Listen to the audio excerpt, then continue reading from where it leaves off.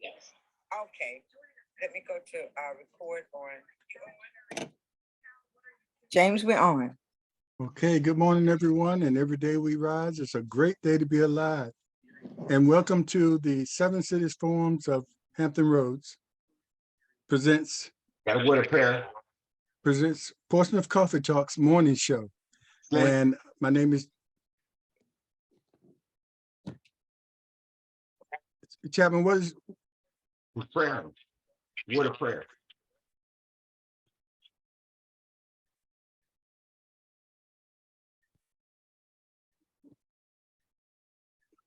we can't hear it.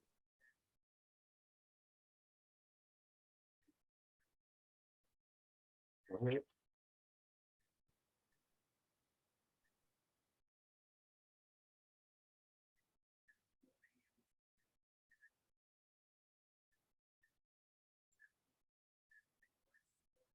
Good morning. Good morning. Yes. Can you hear Slim? Leah? No. I can, Slim, can he start? Yeah, it started. We're on. Okay, James. Okay, every day we rise, it's a great day to be alive. And welcome to the Seven Cities Forums of Hampton Roads presents Portsmouth Coffee Talks morning show. My name is James Slim Overton, and I'm here with a co-host, Leah Drake Stitt and You Thomas forgot my Colonel name, Chapman. James. I'm hurt. I know. They had a little hesitation there. Well, I'm a little confused. You know, this is a sort of a rocky start here. You know, we haven't been getting the press. So, but anyway, we're here, and anyway, we have a special guest with us, Aja Moore, and after the Colonel does his presentation, we're gonna let Leah. You know, when I had, let me say this first. To all, the reason you don't see the Colonel with the star on his hat, because last night we took a dive, we took a loss to the Philadelphia Eagles, and when I mention them when we win, so I want to be fair and mention them when we lose, and we lost, and they beat us. I mean, you know, in every way last night. So congratulations to the Philadelphia Eagles. Remember, you have to come to Dallas. So that's going to continue. Virginia Union won, and I attended Norfolk State's homecoming. Nice crowd. Big loss. Well, they lost. The band won. Yes. But it was a nice crowd and nice festivities, and I got a chance to walk across the campus, which I hadn't had the chance to do in a long time. Beautiful campus, a lot of new buildings, and you know, the atmosphere is amazing over there at Norfolk State. So kudos to Norfolk State University. And so we'll get back to what we're here for this morning. And Colonel is going to do his presentation, and then Leah is going to start us off the conversation with our guests. Oh, I get to talk about it. Okay, go ahead, Colonel. Yeah, for those out there in electron lands, the views stated on this program are of the guests and the host and no one else. So got to keep us out of Facebook jail. So Leah? Well, it does indeed give me great pleasure to introduce our guest on this morning. It's none other than my Aja Moore. Aja has been so active in politics even while in college.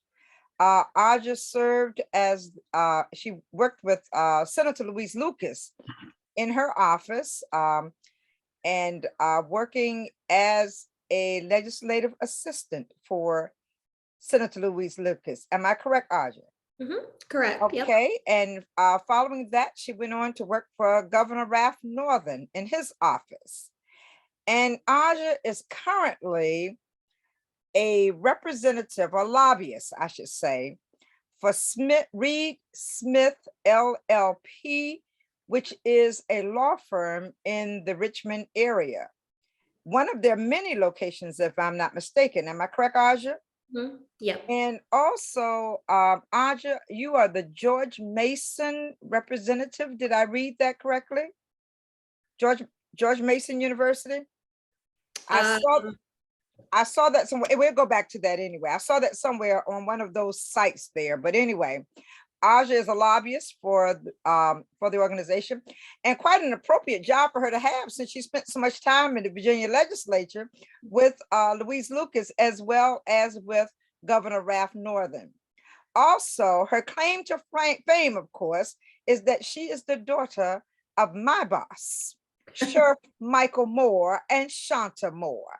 So Aja, we just so thankful for all that you've done at such a very early age, being involved.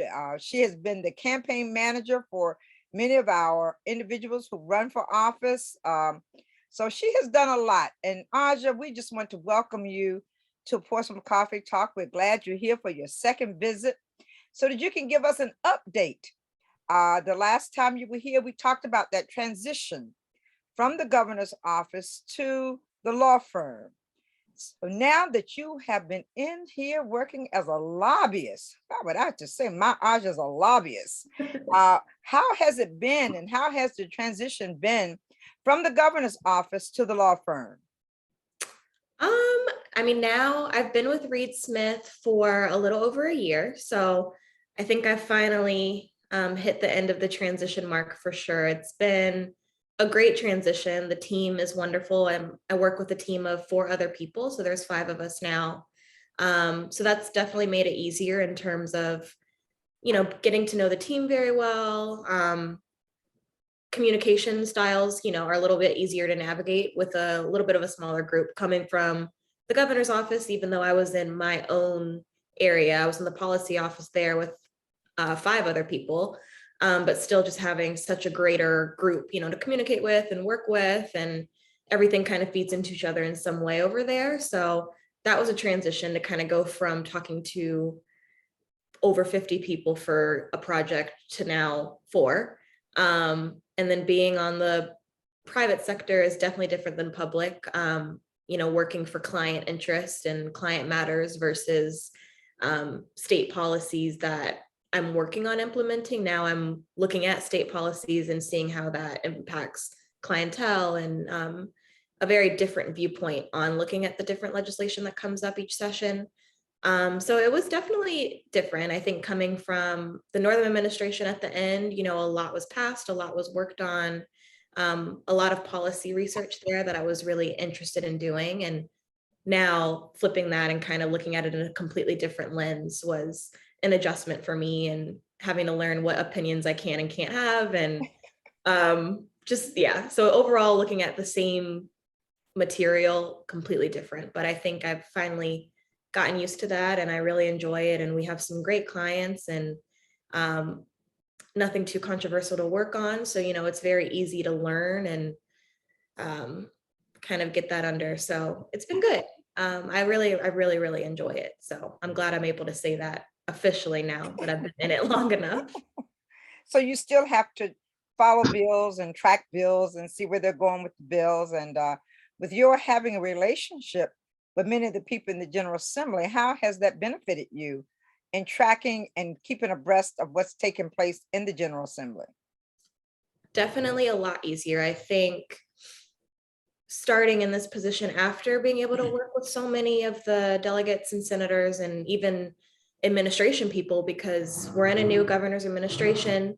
Many of these staffers have come from other members' offices or other entities that I've worked with in the past. So though it's still been overall kind of difficult to navigate the administration and the principles and how that applies to me personally, it's been, I shouldn't say easy, but it's been possible to connect with people that I need to talk to in there. And that's something that I didn't expect, because coming from an administration to switching parties to a different one, the idea would be, oh, will they even help me, and type of thing. So, I mean, that's been great. And I do have such great relationships that I've built.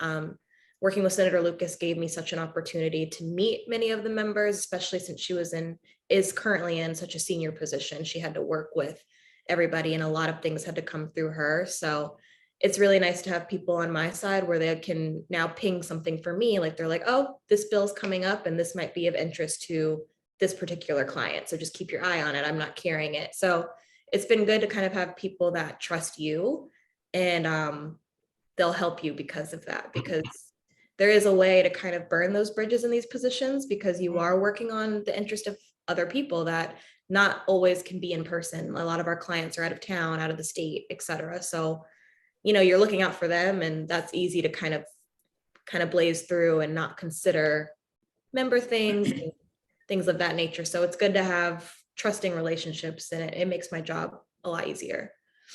Now, do you have a set number of clients that you're working with, or are you working in a specific area with your clients? So since my first session last year was I was a couple months into Reed Smith. So I kind of did a lot of the bill tracking just generally for everyone that we work with, and a lot of more of the organization and getting to kind of meet people in this new capacity was kind of what I used that time to do, which was great because it was able to kind of get my feet wet in this space, and people were able to reintroduce themselves to me in this position versus previous ones. And now when I actually started the team, we had a team of 6 total, and we had one person since depart. So he was a pretty senior guy and left amicably from the firm and started his own business, which caused us to have to resort who's doing what and where are we at right now. So it's also been a great time for reorganization for me, newer to the team. I've been able to kind of cover a lot of different things, and we're still kind of figuring out who's exactly going to be doing what, but it's made my opportunity a lot greater in terms of what I'm able to now cover that I wasn't doing before, and what we need extra help on and things like that. So a lot of my stuff right now that I'm focusing on is education, behavioral health, and things in that kind of realm, but it'll likely expand within the next month once we start to really have more serious meetings on how session will go. And my last question, James, before you all jump in, generally we see lobbyists as being attorneys. Okay, how has it been being a non-attorney? And do you have plans to do something a little different a little later on? That's been an interesting thing to navigate for sure.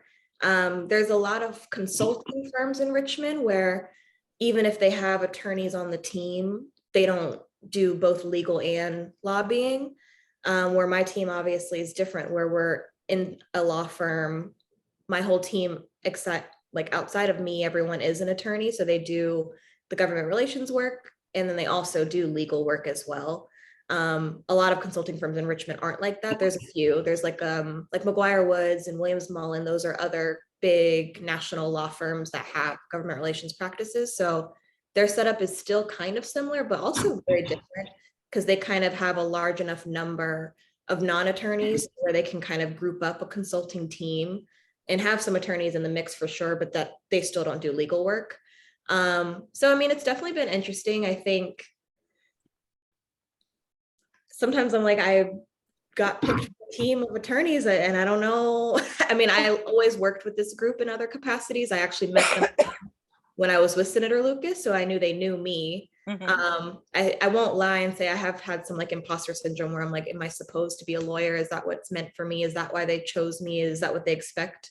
But I've had enough conversations with the whole team, and that's not what they expect. I mean, of course, they would love that, but that's not the end goal for me. They're like, I would love that if you did it, you'd be good at it, but you don't have to. Obviously, you as a non-attorney for a reason, it's up to you.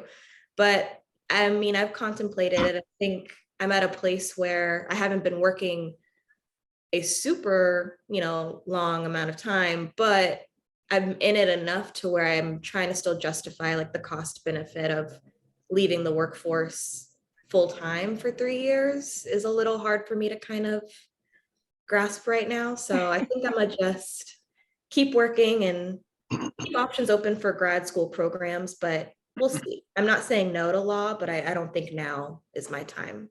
Okay, all right. James? Well, yeah, Aja, first I'd like to thank you for coming back. Glad you're coming back and giving us an update. And also like to thank you for still taking out time to come down to your hometown and help out some of the with the politics that's going on here. I don't know where you find the time, but if it's something you're really passionate about, you'll find time. But anyway, I'd like to ask you, a lot of people might look at lobbyists when they think about Washington, D.C., or some of the movies they've seen about lobbyists, they might look at some lobbyists negatively, So say, for instance, you were on an airplane sitting beside somebody and y'all were doing small talk and they found out you were a lobbyist. And they were one of those people that thought negatively about lobbyists, thinking that they, have too much influence or something like that. What would you say to him to convince him that the necessity of lobbyists in the political world? I think I would explain exactly that. And I think too, and I don't know the whole federal lobbyist ballgame very well, but on the state level, like we're very different. I mean, honestly, if it isn't for the members, our stuff doesn't get by. So it's like, I know the perception is we run the members, we run the governor's administrations, but it's really the other way around. I mean, we work very, very hard to get these trusting relationships and great bonds with members. And that's why stuff works, because also you have to come at it with a different approach. Like we are very honest, everything in Virginia is also public. So you can see who we represent. And that's never a question. If you ask, like, we will tell you exactly, what this is the interest of and why we're doing it and why we're working on it and why it's important. So I think it's just leading in that way is different. I mean, I think a lot of lobbyists are told that they're shady or stalking around and always just like trying to get what they want done. But I mean, it is important work. And we also can be, in certain cases, subject matter experts also. So I think it goes both ways, to where we definitely are under the influence of the legislature and the administration, and we need them. But sometimes they really do need us. I mean, even if they're running a bill for a constituent in their district, they may not know everything about it. I mean, because they have so much to think of. They also have professions of their own outside of this. So, I mean, if someone's getting asked to run an education bill and they have no knowledge of what that affects and what that impacts school board, et cetera, there's always a clientele for a lobbyist that has someone that can then, influence them, and whether they run the bill or not. But I think sometimes they also like to use this in that way, because they're like, well, tell me about this, explain it, what does this even mean? And then they can make decisions over there. So I think I would tell them, like, too, it's just important for lobbyists to be honest, because that's what kind of keeps the full circle kind of going. Everyone kind of works with each other and needs each other. And that's what I would tell someone. I mean, I'm not here to just get a bunch of things done that would mess up the state or locality or anything that I represent. So it's always out of good conscience too. So Yes, indeed, because they don't go there knowing everything, and a lot of times they need help, and just like you said. And some people might look at lobbyists or a firm like you work for just representing that company, but like you said, the area you're in, healthcare, if you're getting across some legislation for healthcare, that's helping a lot of people. That's helping a lot of people at large. So right. It's a lot different. So people just need to know that, because all you see, like I said, in the movies, which is fictional but sort of true, and you hear about lobbyists, big lobbyists in the big city, but here statewide, sometimes I think we need something like that locally.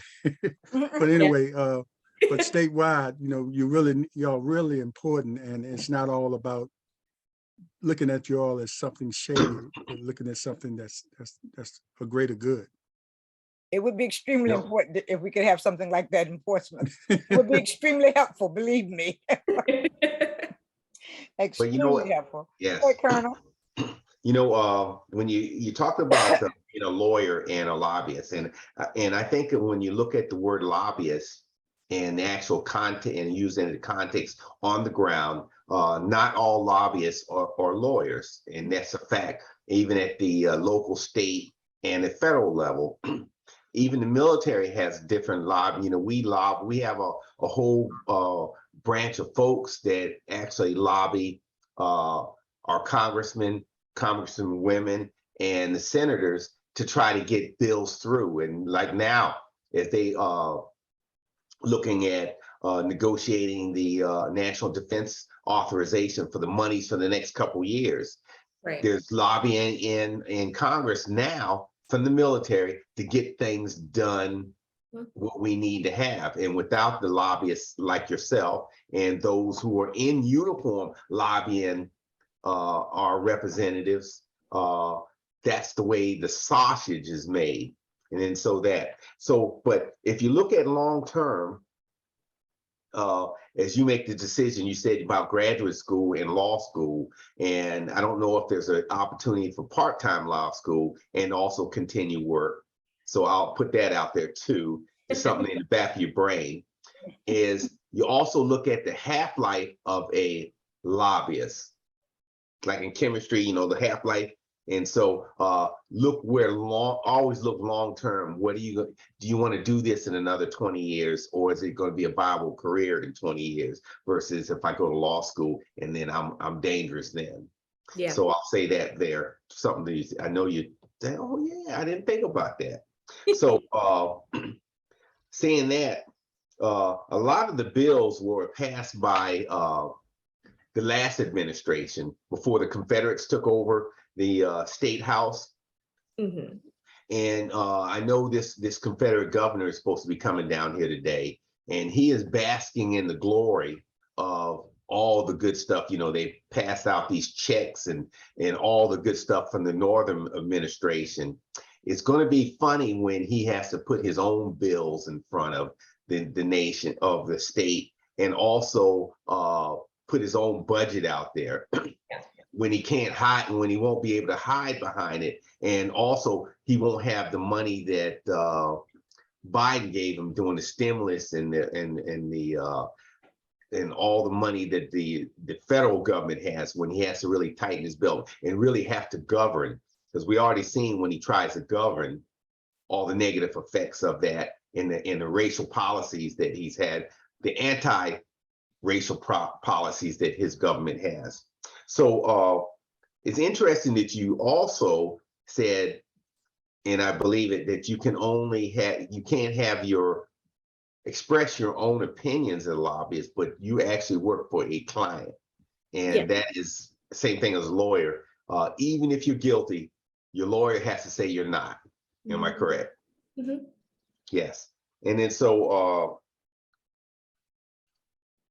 when we also look at lobbyists, I always like to have a lobbyist there or somebody in the administration that looks like you to express a different point of view. Mm-hmm. And you look at, say, the Trump administration and also this Confederate group we have up in Richmond that has really purged folks that look like us out of the administration. And I see more policies that will be coming down the pipe that are going to be negatively affecting it. So what is your view on having somebody look like you lobbying when going into the hornet's nest when you're the only one sitting there? Ooh, I laid it out there. That was all the way around to Europe and back to Richmond again. Yeah, but I laid the groundwork there for you. So how does it look? So being a Black woman in this industry, how does it look for me with this current administration, and like how I kind of am in a different? When you know that the current administration does not want to have you there, or yes. I'll put that out there. And that's my opinion, that current administration does not want to see you there. Yeah, well, and actually, I mean, this administration, like, I mean, I have people in it that are great, and I don't know many, so I can't really speak for the entire, every secretary type of thing, but I know a couple, and I mean, that's made my experience better in terms of just knowing who I can connect with, and kind of working also, I don't have to work with them completely one-on-one. A lot of the times it's like my entire team that kind of works with them, which makes that easier also. I mean, and also, I mean, like we were talking about how the perception of lobbyists can be very negative. They've also just not been overall very interested in our field at all. I mean, they don't like to talk to I shouldn't say they don't like to, but I mean, what we kind of gather as a whole is they don't really enjoy talking to us. They don't really make themselves as available as other administrations have. So that's like across the board, which I mean, that's definitely difficult because at the end of the day, it's all of our jobs, and that's kind of important. So I guess to navigate that, being Black and not really aligning with many of his policies personally, and then also the extra layer that they also don't really want to deal with our profession as much. They kind of want to keep things pretty internal, is what we don't want to say as a fact, but is that could be assumed by many of us. It's just been overall an interesting point, I think. And I think too, to work with people, not directly on my team, but just generally, they've been around for many, many administrations. So I think everyone kind of sees a difference here, and whether that's completely negative or positive as well, there's still just something that everyone's kind of like, this is a little interesting. Because there's many people that I know that voted for him and, are a little disappointed too. So I think it's all, whether you voted for him or not, we are just like, we want to get our jobs done first and foremost. And that can be easier for some and harder for others, and depending on what you've done prior and previously and things like that. So I think it's overall just a little bit of a question mark for many people. So I haven't even had time to really dive into the scope of then being a Black woman on top of that, because I think overall the overarching thing is kind of what's the approach that we need to make type of thing. I'll also throw your bone here is that yes, they may at the state level with this new administration might not like the way they have to deal with lobbyists, but behind the scenes, they already have their plan to empty the state coffers and to make policy the way they want to go. And if they listen to the lobbyists, outside lobbyists, or that, rather than the oath keepers and all the rest of that crowd. If there's an open season that the people and the light comes on it, it'll be a negative effect on, on their policy, because they don't want to have people know what's going on, even though they're killing us behind the black doors. Go ahead. James, were you about to say something? Yeah, I just want to, since we're about 4 minutes out, I just want to make the transition so we don't have to stop. I want to thank all the listeners for on WGPL 1350 AM for listening this morning. And we're making the transition to a Facebook Live. Please come over and join us there if you want to complete the interview we're having with Ms. Asha Moore. And you know what, Slim, before we go off there, go ahead. And the other thing too is, go ahead. If you're only hearing this kind of conversation here, and then so if you like what you hear, we also need your help, and you can send a donation to Portsmouth Coffee Talk, P.O. Box 7664, Portsmouth, Virginia 23707. And so that we can continue these hard conversations with out there in electron lands.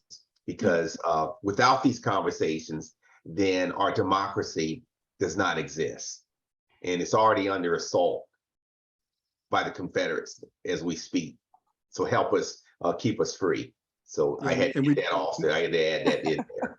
We do have a Cash App, which is PCT 1220 or $PCT 1220. And you can also donate by Zelle, Portsmouth Coffee Talk @yahoo.com.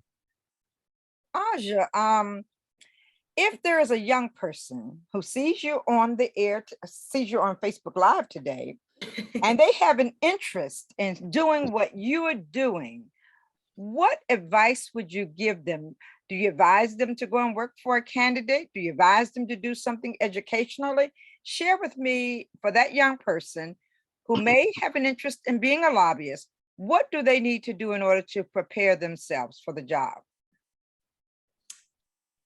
I think preparing to be a lobbyist is, well, I'm still learning. So I think that is something where I would say my kind of advice that I received from Senator Lucas, who luckily had space for me to intern, but at one point wasn't sure because we kind of connected before I started interning, and I expressed my interest and talked to Vernon, because at the time, Vernon Tillage, candidate for city council, he was her legislative assistant at the time, and we have a very great relationship. So I was more talking to him, was able to connect with Senator Lucas, and at the time was not sure in terms of what I could do for them, if I could even do anything for them. So I think if someone were to ask me what they should do, it would be just to reach out to people, anyone. I think just getting any type of experience as your first experience is really important. I will say I've being a lobbyist now and growing into that role a little more, because starting this role with Reed Smith, I wasn't automatically doing all the client relations. I was in a early stages admin type of role, able to learn the ropes a little bit to now do more of the client work. But I value all of that process because of all the other things I've been able to do. So that's been working on campaigns that are local level in some state, working for a state legislator who, in my luck, was very senior, very powerful, very experienced. But any member that's in our General Assembly would be a great person to work for, because they're all so different. They all have different interests. They all are on different committees, and they just have a lot that varies. So I think anyone you're able to plug in with would be great. So yeah, my advice would just be start somewhere. Reach out and don't be afraid to ask, because I think that's also something where a lot of young people, I shouldn't speak for all, but I mean, that's something we struggle with. We kind of just wait for opportunities to fall in our lap versus just actively seeking and making that work for us in some way. So I think just showing you have a strong work ethic and strong interest to learn, and not expecting your dream job and lifelong career out of your first experience is important, because they all will teach you something valuable. And it kind of has helped mold me into really understanding this role a lot better than I think starting here. I wouldn't understand a lot of the things as well as I do if I didn't have these previous roles that were all so different, but all fed into the same thing.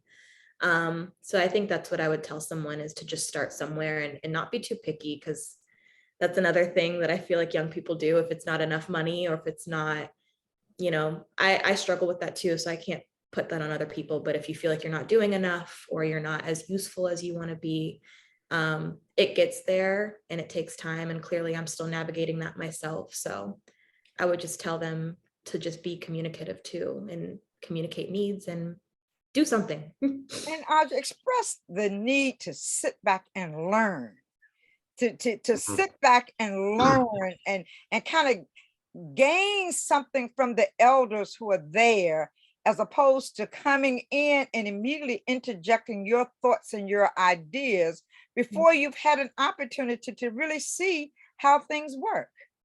Yeah, I mean, and like I said, I do this also. So I definitely get that, where you feel like you've done so much that you can offer so much right off the bat. But it is important to learn. I work with a team of people that have done this for 20 plus years. They've done so much more than, I mean, and I shouldn't say so much more, but they've just done so many different things that have fed into their experience, and they've done it for so long that it was important to learn from them. I mean, of course, I came in with great relationships, pretty great knowledge coming from a policy office. I was able to work on a lot of the things that they worked on. I was able to work with them in that capacity too. So they know what I know. And I mean, working with someone that values your knowledge is important too, because not everyone does. And I'm lucky that I do have a group of people that are very supportive in that way. But I mean, they still wanted me to learn. They didn't just throw me out there and give me all the important projects on my first day, because they wanted to train me and make sure that I was actually capable of doing it the way that they're normally doing things. Because I mean, when you're with a team, you can't just do what you want. So I think it's just important overall to just really listen to people, especially when they have your best interests at heart. I mean, there's a difference in knowing people that don't treat you with that respect. But when you're in these roles and you're with people that want to cultivate your knowledge and really see your growth, it's important to take that time to not overexert yourself and get super frustrated if you're not doing certain things you want to do. Because I've been on the other side of that, and now I'm seeing how it pays off to just take the time and you'll get there. You know Aja, what? I'm interested in the day in the life of a lobbyist, especially when the General Assembly is in session. So I know it's a lot of preparation, knowing what's coming up in the General Assembly, coupled with your client's agenda and how that's going to fit in with whatever the General Assembly is dealing with. Mhm. So, how do you, is there a lobbyist day or week, or you have to set up appointments? You find out who's sponsoring what, and then you say, okay, this is going to interest my client. So Mhm. you all set up meetings, or is it, like I said earlier, is a lobbyist day when they expect all you all to come in, and you all can just come in and do that? But I know it's an ongoing process throughout the session. Yes. And then how much goes on outside of the session? That's been an interesting thing. I think, well, my older sister, she's a lawyer, and so she always gets a great laugh out of our team when I'm like, oh, we're going golfing today. She's like, what? Like, what is your job? You get to go golfing? So I mean, I say that to say the off season can be very interesting. There's a lot of fundraisers, a lot of events. A lot of the members do like golf tournaments and, a lot of fun things throughout the summer like that. So sometimes my days, even though they seem very fun, it's still very time taxing and exhausting. I mean, we have to travel to see not have to, but it's of the best interest to travel around the state to kind of meet these members where they are, especially in the off season when they're there more and not really coming to Richmond as much, depending on the schedule of meetings that kind of come up. So I would say during the summer, it's kind of unpredictable, especially with this year being kind of the first year. I think everything kind of went back to normal after COVID. Because last year things were starting to happen in person again, but it wasn't completely full on. So this summer, everybody had their normal fundraisers and events in their districts and retreats for the different committees. There's a lot of those. So like next month, all the delegation will meet up for the Senate Finance Retreat, which is great for us because we're able to get, one-on-one time with those members that serve of committees of interest to our clients. So usually every committee will do a retreat like that. So depending on the clientele that you have, you kind of would go accordingly to what would probably carry most of the bills that you're looking at. So that's a lot of like the summer and off season, kind of figuring out what is more important to do during those times. It's not really official meetings, but it's kind of good to just have some time to have some relationship building with the members, and whether those are informal meetings or meetings with a purpose. But we usually don't know what our agenda looks like until about November, December time. I shouldn't say agenda, but things that we're following. And bills start dropping pretty early. So that's also incentive. So that kind of rolls slowly. And then December, it's full force where they're dropping every day, hundreds depending on the year. This year, there's still going to be bill limits, but there'll be a lot. So right now they're kind of dropping like once every couple of days, like a bill a day, something like that, where we can easily click it and see like, what is this? So yeah, off season's a lot of just kind of strategy, traveling, a lot of traveling. I've been on the road a lot. In November, December, we start to really sit down, look at the bills that are dropping, kind of have our team meetings of who's doing what and what our game plan will be, depending on if there's something big that year or if we're just, tracking as normal, which is what we kind of hope to be this year, where there'll be things, but nothing that we're really truly having to fight super hard on. So to answer your question, the day in the life is very different day to day. And also something I'm not used to being on the private side, because on the public sector, we throw the fundraisers, but I'm not going to all these different meetings. I'm more being requested versus seeking the travel. So it's been a busy summer, definitely. But lots of events, sometimes multiple a day. And last minute time for fundraising too for the members, because they can't fundraise during session. So that's why things kind of pick up late summer, early fall for them, because this is their last chance to fundraise for the next couple of months. So yeah. And one other thing, you being a legislative assistant in the past, and you got a chance to have relationships with some of the elected officials, and you just been there about a year, but how have you been able to balance, because you have to represent your client, and then you have, these relationships that you had formed early on with the legislators. So you have to sort of balance sometimes. And of course, they have to know who you're representing when you're having those meetings and you're pushing your agenda. So Yeah. how have you been able to balance that? I think I'm still learning how to properly balance that. But I mean, luckily, even though I wasn't really lobbying much that last session, but I was like around and, with my team, and they know things that I'll be working on this next session for what I do know. And then the things I don't know, I told them I would let them know. But I mean, I think it just still goes back to just being really honest. I think I've learned not to expect a member just because I know them to support something that I need to get passed or defeated or whatever the case may be on my end.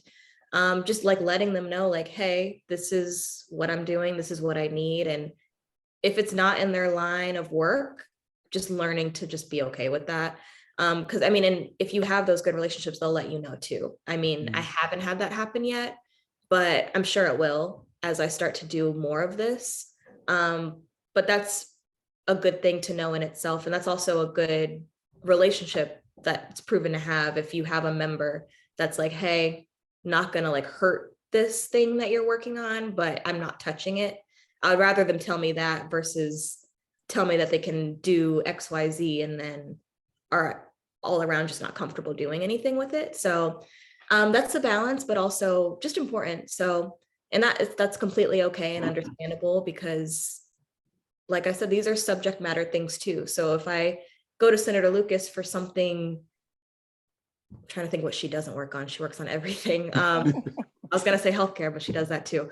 But if I go to Senator Lucas with something that's just not in her field and I know that, I'm not going to get my feelings hurt when she's like, I can't do anything for that because that's just how it is. So she's a different case where I think I could ask her for anything and she works on everything. But there's some members where that's not in their realm and they're not going to try and touch it if they don't know it. So that's a balance that I think is kind of fun to learn too. And knowing who I have to work with, and I don't always work with people that I know. So that's also been a good learning curve for me as well, to learn who is going to be the people that I need to talk to more based off of what I work on. It gets me outside of my comfort zone also. So although you work Audra with the Virginia legislature, what involvement have you had nationally, or are you having any involvement nationally?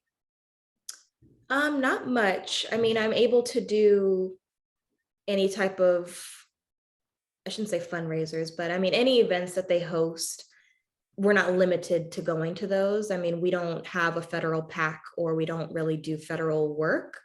But obviously being politically involved, we are still very, not in the mix, but I mean, we're very aware of what's going on in those races. And it's just not really in the work interest that we have to be super involved in that, just because of, ethics and things that we're registered for. And that's a whole different thing. So I'm not explicitly active federally. I've done some things, like I was able to do Congressional Black Caucus the other week.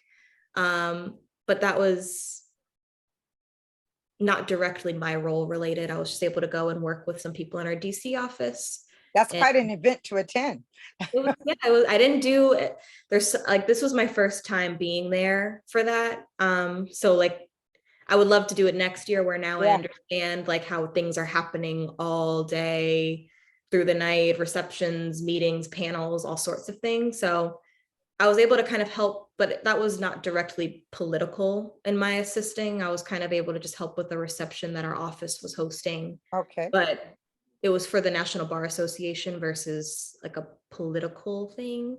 I don't know. It's like, I've never really been too interested in federal.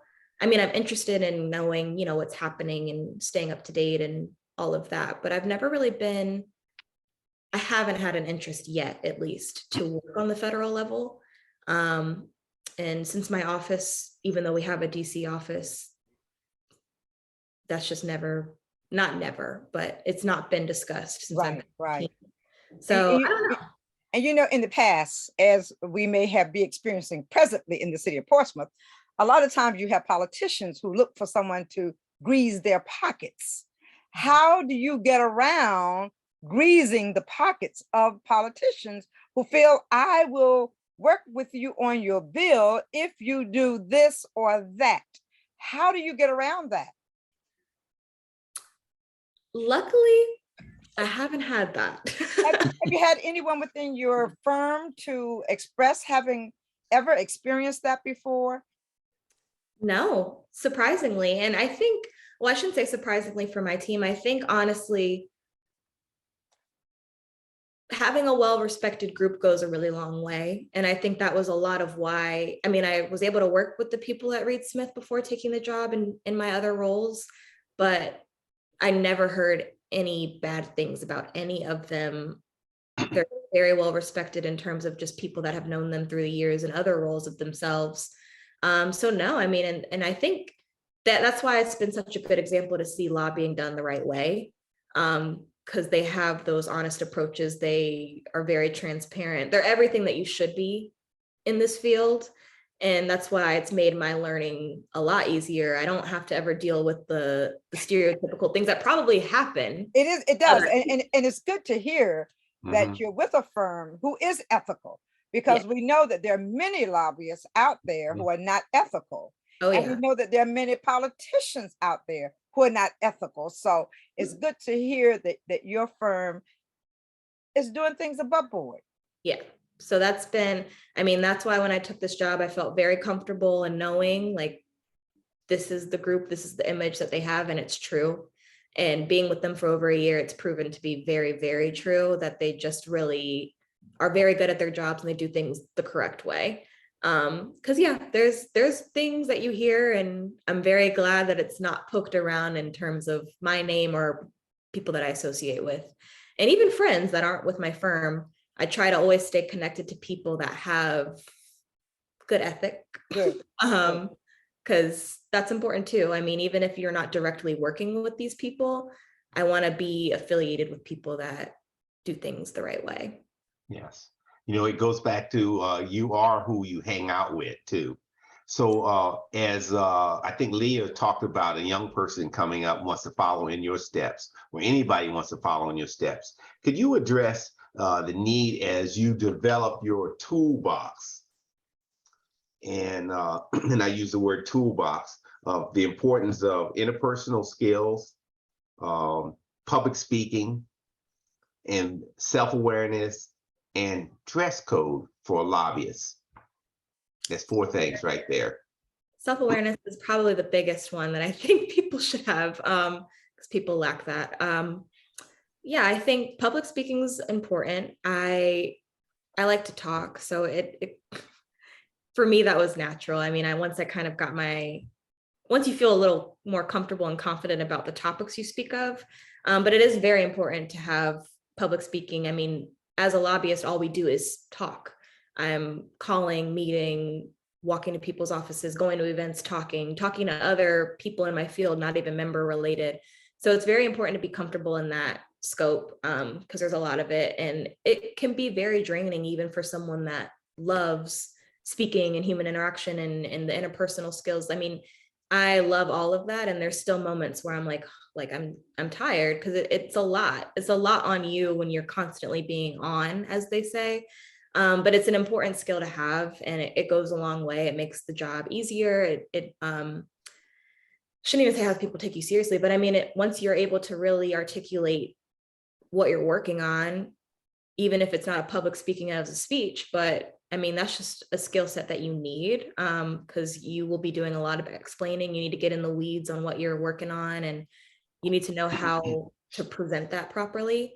So that's great. And self-awareness is a really big one. And I think that goes back to the question of balance of, if you're working with a member that may not be aligned with what you're working on. So being self-aware that this might not be the person I need to talk to about these type of things. Or who can I rely on to help me with these type of things. So it's good to be aware of what you're able to discuss openly what you're able to discuss with particular people. It's just an overall awareness. They always say too, like being aware when you're in the elevator, they're like, be careful of elevator talk. You can't be with your boss and your colleague and then have someone in the corner and talk about something you're trying to get across. I mean, even if it's nothing secretive, but I mean, these are strategy things that you need to be aware of, that there's a time and a place to have them.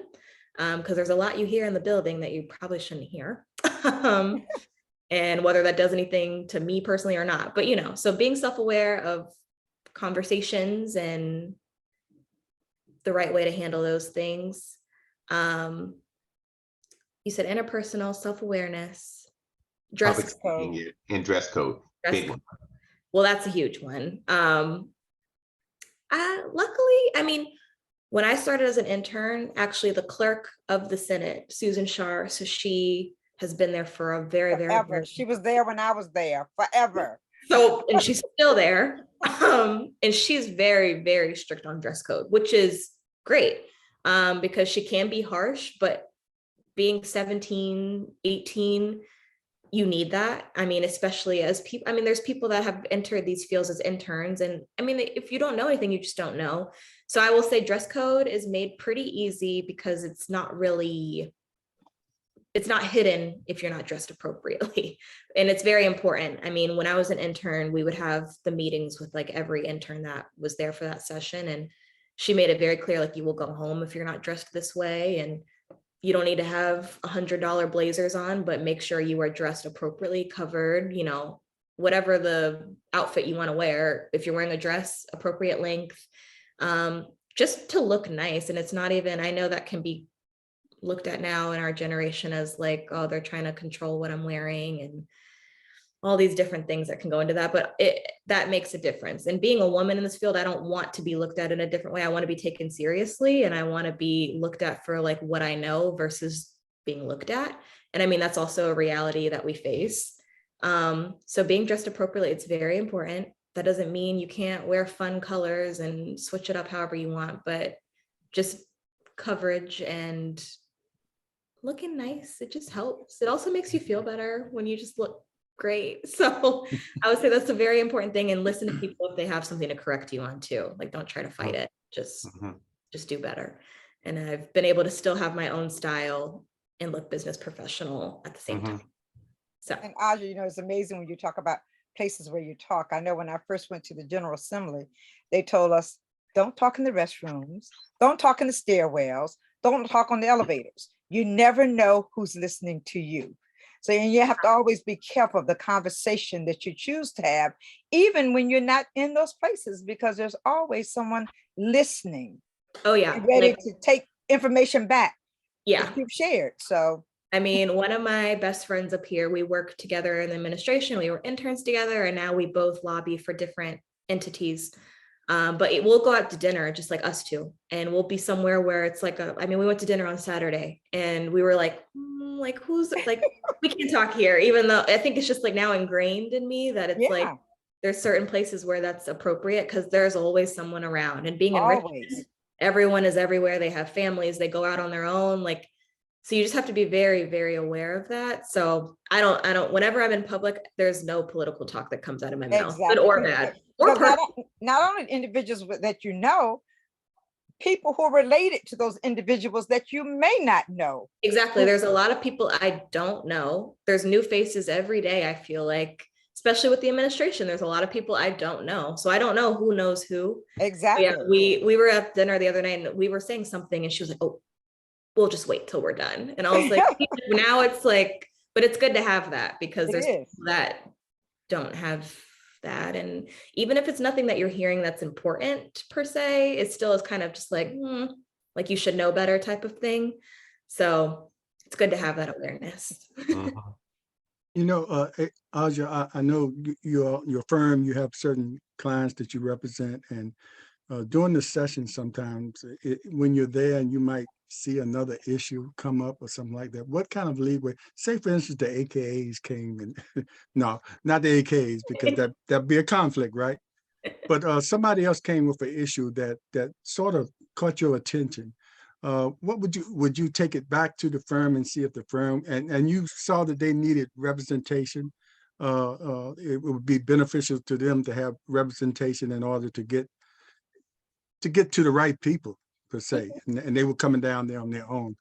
How much leeway would you have to assist them or consult them, or you would have to take it through the firm, of course, I think, but Mhm. you know, how much leeway would you have to help someone or a group that came down there and didn't have a lobbyist, but they really needed one?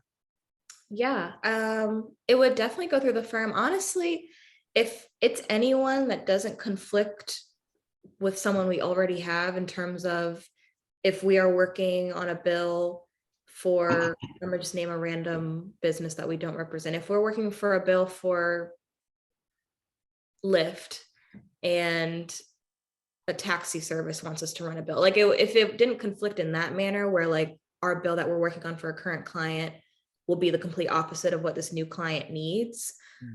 We really always kind of take on things like that. And because there's a lot of people like that where they don't want a full term year-round person hired, but they'll want someone just for the session, maybe just for one issue, and it won't come up again.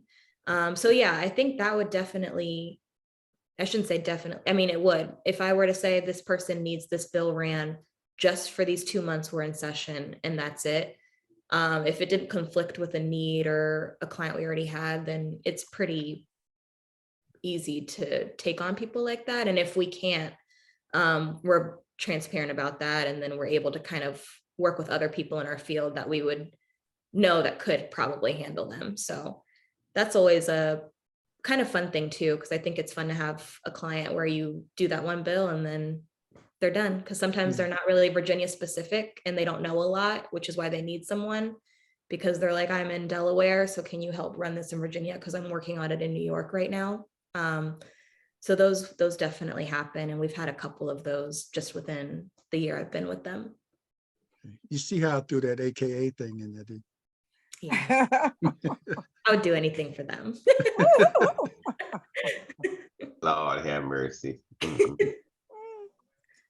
But it's good. It's good. But you know what? And as I look back in this whole conversation, and I'm glad to see you there. And it's a good thing that I know that yes, 10 years from now, we can all look back and says, I know her when she was on this stage on, in this medium on the 17th of October, and now you up there running things as usual. And we're looking forward to that bright future that you have and all the people that you're going to mentor and to bring up with you that's going to go behind you. And so I'm gonna thank you ahead of time for that. Mm-hmm. Yes, Aja. And as we are reaching the close of the show, I want to say once again, thank you for coming on to Portsmouth Coffee Talk. And thank you for all that you do. And thank you for representing young people in the correct way. And hopefully some of you will rub off on some of them that are in this area. We need that. We need that at this time. But I want to say thank you. And I'm just so proud of you. I've been knowing you since you were a twinkle in your mom and dad's eye. So I am just happy, so happy for all that you've done, all that you've become. And I just wish for you Godspeed and that all of your desires are met, and you move on in the area in which you want to go, and one that will be pleasing to you and would bring you the greatest satisfaction. So I want to tell you, thank you so very much. Thank you for agreeing to come back on Portsmouth Coffee Talk. And when some great things and some exciting things are beginning to take place, don't forget to think about us first, okay? And come on back to see us and share that information with us as well, okay? Thank you, Miss Aja Moore. Thank you so very much. Slim Overton. Yeah, I just like to echo what Leah said, and we watch you go through the process, and I think it's important. And I know how hard it is sometimes for you to hold back, you know, because when you're young, you got different ideas and things like that. But it's important you go through the process and still express your ideas as well, but not to the point where you don't feel like you need anything else. And we have some people coming through the process and they feel that way, and they find out later that that's not the right way. But the process, you know, helps you grow and helps you learn and develops you into what you already have with inside you. So we appreciate you and the process you've taken, and we can see good things for you. And thank you for coming back. You know, the Colonel said we're years away. We'll be looking back, say, I knew a win, but this is just a year away. We remember you when you were working in it as a legislative assistant. So we are following and tracking that process. And thank you for agreeing to get up early. And I know you do that all the time in your position. You have to She said, get no, up no, no, early, no, make no, no, those no. golf dates. This was But- better than waking up for golf, believe me. Yeah, I understand that. Are you becoming an avid golfer now? I've tried. It's time for lessons. This is It's not probably- something I can self-teach. Okay. You know, Probably more of the when conversation that when I goes worked on out for there. Don Byer, and he used to have golf tournaments, and so, you know, they didn't want me out there because I was talking to the guys, and the guys don't want you talking to them when they're trying to concentrate and hitting that ball into the hole, you know. So yeah, learn golfing, honey. That's, I understand a lot of decisions are made on the golf course. So I got some clubs and I've gone around, and now it's just time to be better. Because now I have to, every time I hit, I'm like, I'm not good. Sorry. Like, it's okay. Yeah, keep working on it. I may have to get Wayne White to take me out there on the course and teach me how to play a little golf, huh? It's never too late to learn, is it? No. Keep working at it, because sometimes you have to beat those guys to get their vote. Well, that's what I'm saying. I'm like, I want to come back to one of these and not be the, oh, I'm not that good. Sorry. I want to actually be there. I'm a great golfer. Yeah. Yes, we're going to claim it in advance. Thank you. But James and Aja and Colonel, before we leave, let's mention to those who are on Facebook Live, the Missy Elliott event is today at Manor High School. The gate opens at 2. The event begins at 3 o'clock. The renaming of the street takes place earlier today. I think that's only going to be Missy and her entourage who will attend that. And then the program will take place at Manor High School today at 3 o'clock. I'd like to also mention the CJA Foundation, which is the Candace Avent Foundation for breast cancer. They have an event on 10:30 at 12 until 3 p.m. They have a designer handbag auction. Also on 11/9, it's from 6 to 8, there'll be cocktails with a cause at the Town Point Club. RSVP is required. And on 12/4, from 4 to 7, a winter wonderland at the Hub 757. You can get more information from www.armenta5050.com. This is Breast Cancer Awareness Month, and it's a time that we should look to give back and to salute those who have bravely made it through the struggles with breast cancer.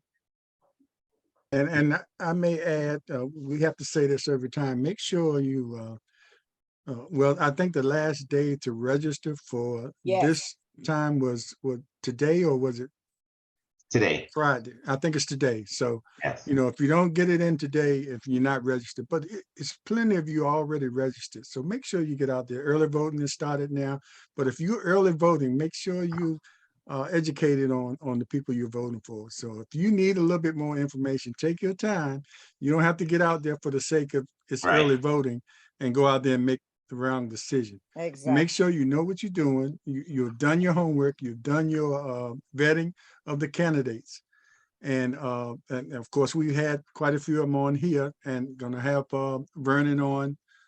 He's going to be on maybe the week of the election. That's the only time we could get him in there. So, but it's never too late to get the information, because a lot of people do vote on election day, And I've worked the polls before, and a lot of people make up their mind when they're walking in there. So Exactly. it's never too late to get the word out. But make sure people, of course, if we get out there and vote more than 20 or 30%, it's important that we show the people that we elect that we are the ones, we are the people who put them in there. The fewer people that put them in there, the less chance they feel like they're obligated to to the whole city. So let's make sure we get out there and vote. And I'm gonna keep saying this up until election day to make sure that everybody gets out there and get those percentages up, and don't wait till next year because you think it's a bigger event or a bigger election. Every election, and Virginia has elections every year Mhm. for some strange reason. So get out there and do your thing. And I don't want to be the day after the election sitting here saying, shaking my head and said 20%, only 20% voted. Yeah. The And James, process is here for us, and yeah. a lot of people paid the price. So you hear that all the time, but you don't need to forget that either. That's a part of the history. And let's get out there and do what we need to do. It's your obligation to get out there and vote.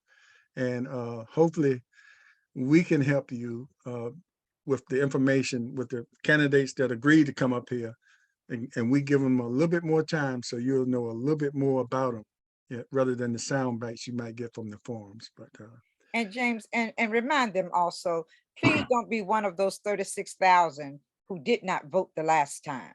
And don't think that your vote does not count, because we're in an election up in the western part of the state where the vote was decided by a coin toss. So every vote counts. We need you to express your voice now, because after the election, it is too late. What you get is going to be what you get. Yeah. So you need to get out there and express your voice now. Make sure that your senior citizens have a way to get out there to vote or receive their ballots so that they can vote. But it's important that everyone who is registered to vote gets out there and casts that ballot. We need to see real progress here in the city of Portsmouth, and that's the only way we're going to get it, if you get out there and you vote. Yes. And then if you don't, then you are part of the problem. Exactly. And you cannot complain. Well, you're going to complain if you don't vote, but at least you had a say-so in voting and not being part of those 36,000 folks that are now complaining that I always say, if you don't vote, you deserve what you get. Exactly. And you see what we get. So be part of the solution and vote. And the last thing, pay attention to what's going on here locally, as well as the state, because a lot of things happening on the state level that trickles down and affects us locally. So exactly. Make sure you if you don't know, ask somebody, call Aja, and she can inform you or let you know what's going on. But it's just so important. We can't say it enough. And anybody after the 8th, if you haven't voted, I will not be talking to you. I will not hold a conversation. In the middle of the conversation, I'm gonna walk away from you if you told me you didn't vote. Turn my back on you. That's friends and family. Okay, we're gonna go now. Thanks a lot, everybody, and we appreciate it. And Portsmouth Coffee Talk is here for our voice, our community, and our future. All right, and we just salute because of you, Aja. Aja, we got it right today. Okay, we got it right after a year. After a year, we're finally getting it right. Thanks, everybody. We appreciate you, and join us this Thursday as our guest will be Tim Mitchell out of Atlanta. He's a hometown IC Norcom, Virginia Union attendee. So he'll be here, and he has a business. So he'll be here to have a conversation with us this Thursday at 7 o'clock.